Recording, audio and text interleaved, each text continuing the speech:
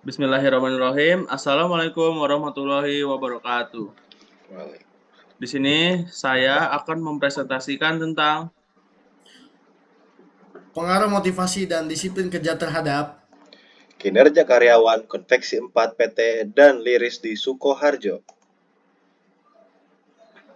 untuk kelompok kami beranggotakan 3 orang dengan saya sendiri Rizky Pratama Ardiansyah dengan NRP 2030101113. Dan saya Jayan Revaldi 2030101013. dan ada saya Muhammad Rifa Alfarizi dengan NPM 20 30 10 11 2. Ya, bisa di slide selanjutnya. Oke, yang pertama terdapat pendahuluan. Di pendahuluan, yang pertama itu ada latar belakang masalah. Yang kedua ada perumusan masalah. Yang ketiga ada tujuan penelitian. Yang terakhir ada manfaat penelitian. Latar belakang. Setiap perusahaan sangat membutuhkan sumber daya manusia yang berkualitas untuk mencapai tujuan perusahaan yang sudah ditentukan. Dalam pencapaian tujuan tersebut, maka suatu perusahaan membutuhkan seorang pemimpin yang mampu mengelola sumber daya manusia yang ada di dalam perusahaan tersebut, yaitu untuk meningkatkan kinerja karyawan secara efisien dan efektif kerja di dalam suatu perusahaan. Faktor motivasi memiliki hubungan yang secara langsung dengan kinerja individual karyawan. Motivasi merupakan daya pendorong yang merangsang karyawan untuk mau bekerja dengan segiat-giatnya. Berbeda dengan karyawan satu dengan karyawan yang lainnya. Dalam hubungannya dengan kinerja, motivasi mempunyai peran penting dalam peningkatan produktivitas kerja karyawan. Apabila seorang karyawan termotivasi, maka senantiasa akan mencapai gairah kerja yang tinggi yang nantinya akan berpengaruh pada prestasi kerja. Selanjutnya ada perumusan masalah. Berdasarkan latar belakang penelitian di atas, maka diidentifikasikan masalahnya adalah sebagai berikut. Yang pertama, apakah ada pengaruh positif dan signifikan antara motivasi terhadap kinerja karyawan? Yang kedua, apakah ada pengaruh positif dan signifikan antara disiplin kerja terhadap kinerja karyawan? Yang terakhir, mana yang paling berpengaruh positif dan signifikan antara motivasi dan disiplin kerja terhadap kinerja karyawan? Tujuan penelitian. Tujuan penyusunan penelitian pada PT dan Liris Konveksi 4 adalah sebagai berikut. Untuk menganalisis pengaruh positif dan signifikan motivasi terhadap kinerja karyawan. Yang kedua, untuk menganalisis pengaruh positif dan signifikan disiplin kerja terhadap kinerja karyawan. Yang terakhir, untuk menganalisis dari dua variabel yang paling berpengaruh positif dan signifikan terhadap kinerja karyawan. Manfaat penelitian. Yang pertama, bagi perusahaan. Memberikan sumbangan penelitian bagi perusahaan terutama tentang pemberian motivasi dan peningkatan kinerja kepada karyawan guna meningkatkan produktivitas di waktu yang akan datang.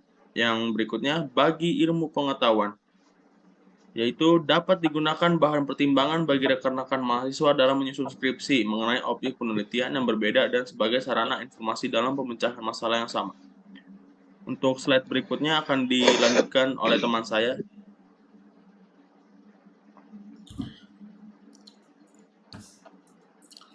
Baik, di sini ada tinjauan pustaka. Yang pertama itu ada motivasi, pengertian motivasi. Pengertian motivasi menurut Rifai tahun 2005 adalah serangkaian sikap dan nilai-nilai yang mempengaruhi individu untuk mencapai hal yang spesifik sesuai dengan tujuan individu. Motivasi merupakan bagian dari kegiatan dalam proses pembinaan, pengembangan, dan pengarahan manusia sebagai tenaga kerja. Disiplin. Pengertian disiplin berpendapat bahwa kedisiplinan adalah kesadaran dan kesediaan seseorang menaati semua peraturan perusahaan sama norma sesuatu. Kemudian kinerja. Pengertian kinerja. Menurut Guritno dan Waridin, kinerja merupakan perbandingan hasil kerja yang dicapai oleh karyawan dengan standar yang telah ditentukan. Sedangkan menurut Hakim 2006 mendefinisikan kinerja sebagai hasil kerja yang dicapai oleh individu yang disesuaikan dengan peran atau tugas individu tersebut dalam suatu perusahaan pada suatu periode waktu tertentu yang dihubungkan dengan suatu ukuran nilai atau standar tertentu dari perusahaan di mana individu tersebut bekerja. Metodologi penelitian. Kemudian terdapat kerangka pemikiran. Kerangka pemikiran merupakan model konseptual tentang bagaimana teori berhubungan dengan faktor yang telah diidentifikasikan sebagai masalah penting. Dalam penelitian ini, untuk memecahkan arah dari pemecahan dan penganalisasian masalah yang dihadapi, maka terlebih dahulu perlu dikemukakan gambaran yang berupa kerangka pemikiran sebagai berikut. Di gambar terdapat motivasi, disiplin kerja, kinerja karyawan. Keterangan, variabel independen, motivasi dan disiplin kerja, variabel dependen, kinerja karyawan. Arah panah merupakan garis pengaruh variabel X1 dan X2 terhadap Y. Kemudian terdapat hipotesis. H1, diduga pengaruh yang positif dan signifikan antara motivasi terhadap kinerja karyawan. H2, diduga adanya pengaruh yang positif dan signifikan antara disiplin kerja terhadap kinerja karyawan. H3, diduga variabel disiplin kerja paling berpengaruh terhadap kinerja karyawan. Kemudian terdapat definisi operasional variabel. Yang pertama, variabel independen, ada motivasi dan disiplin. Yang kedua, variabel dependen, yaitu ada kinerja. Ada populasi, sampel, dan teknik sampling. A. Populasi. Untuk populasi, di dalam penelitian ini adalah keseluruhan karyawan dari PT dan Liris di konveksi 4. B. Sampel. Dalam penelitian sampel yang digunakan sebanyak 100 responden yang diambil dari perusahaan PT dan Liris konveksi 4. Yang terakhir ada teknik sampling. Peneliti akan mengambil kemudian dari hasil kuesioner tersebut akan diambil 100 yang layak untuk dijadikan sampel penelitian. Kemudian terdapat penyusunan dan pengukuran skala. Dalam langkah pengumpulan data, penulis menggunakan metode kuesioner. Metode kuesioner menghasilkan data kualitatif sehingga perlu diubah menjadi data kuantitatif. Untuk mengubahnya, diperlukan skala Likert, yaitu suatu cara menentukan skor, di mana cara pengukuran dengan menghadapkan responden dengan pertanyaan dan diminta memberi jawaban. Untuk keperluan ini, jawaban yang diperoleh secara tertulis dari responden digolongkan ke dalam 5 kategori dan diberi nilai skor sebagai berikut. Pertanyaan bobot. 1. Sangat tidak setuju dengan poin 1, tidak setuju dengan poin 2, netral dengan poin 3, setuju dengan poin 4, dan sangat setuju dengan poin 5. Sumber data. Dalam penelitian ini, peneliti menggunakan data primer yang didapat dari jawaban responden yang berupa pengisian kuesioner dan wawancara, yaitu data yang diperoleh langsung dari objek penelitian. Dari yang didapat merupakan data yang objektif karena mengambil langsung dari perusahaan PT dan Liris konveksi 4 tentang masalah yang diungkapkan pada penelitian ini. Selanjutnya akan dijelaskan oleh teman saya.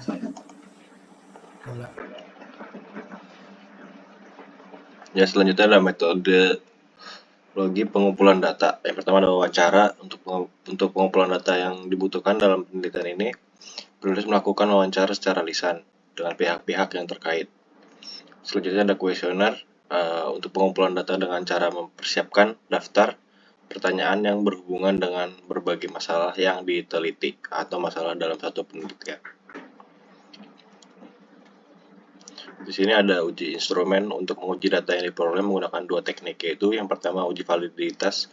Ujian validitas instrumen penelitian ini menggunakan teknik korelasi produk momen yang dinyatakan sebagai rumus yang sudah tertera, di mana R sama dengan koefisien korelasi antara masing-masing pertanyaan, N sama dengan jumlah responden, X sama dengan skor tiap item pertanyaan, dan Y sama dengan skor total dari semua pertanyaan. Selanjutnya ada uji reliabilitas. Tujuan dari uji ini adalah untuk menguji kecepatan instrumen pengukur dengan konsistensi di antara butir-butir pertanyaan dalam satu instrumen. Adapun rumusnya sebagai yang sudah tertera, keterangan alfa sama dengan Cronbach's koefisien alfa, K sama dengan banyaknya butir pertanyaan, Sigma sama dengan total dari varian masing-masing pecahan. Itu sigma sama dengan varian dari total skor.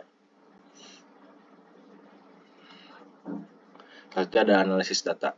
Yang pertama, uji asumsi klasik digunakan untuk mengetahui ada atau tidaknya penyimpangan dalam model regresi. Ujian ini meliputi yang pertama ada uji normalitas. Normalitas merupakan pengujian apakah dalam sebuah model regresi variabel dependent, variabel independen atau keduanya mempunyai distribusi normal atau tidak. Selanjutnya yang kedua ada uji multikolinearitas. Uji ini adalah tujuan untuk menguji apakah model regresi ditemukan adanya korelasi antara variabel bebas independen dan mode regresi baik seharusnya tidak terjadi korelasi di antara variabel bebas. Pengujian multikolinearitas ini dilakukan dengan menggunakan kriteria sebagai berikut. Singgih 2001. Yang pertama ada FIF, lebih besar dari 10 terjadi multikolinearitas. Yang kedua ada VIF, kurang dari 10 tidak terjadi multikolinearitas. Selanjutnya ada analisis regresi berganda. Analisis regresi ganda digunakan oleh peneliti bila peneliti bermaksud meramalkan bagaimana keadaan naik turun variabel dependen kriterium bila dua atau lebih variabel independen sebagai faktor prediktor dimanipulasi naik turun nilai.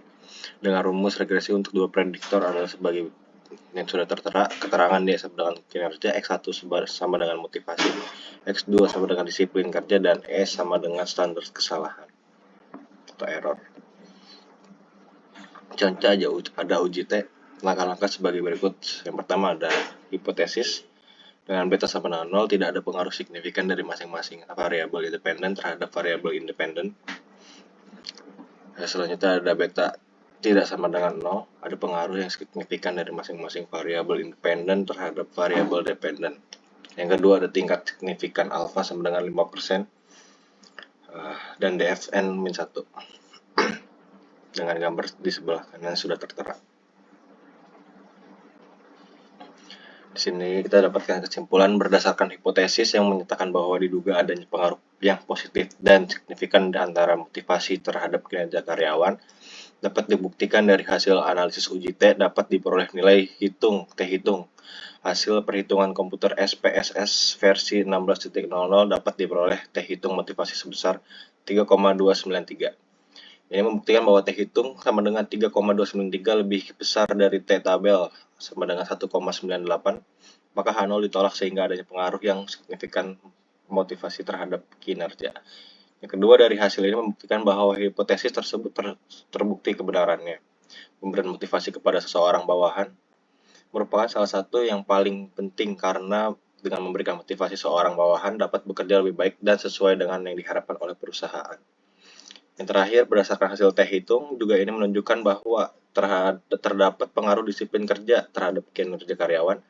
Karena dengan adanya disiplin kerja ini, dengan memberikan tujuan, memberikan semangat kepada pelaksana standar organisasi untuk pelatihan yang mengarah kepada upaya membenarkan dan melibatkan pengetahuan sikap dan perilaku karyawan sehingga akan ada kemauan pada diri karyawan untuk menuju pada kerjasama dan motivasi kerja yang lebih baik.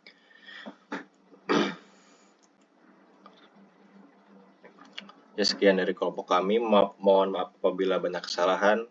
Wabillahi taufiq wal hidayah. Wassalamualaikum warahmatullahi wabarakatuh.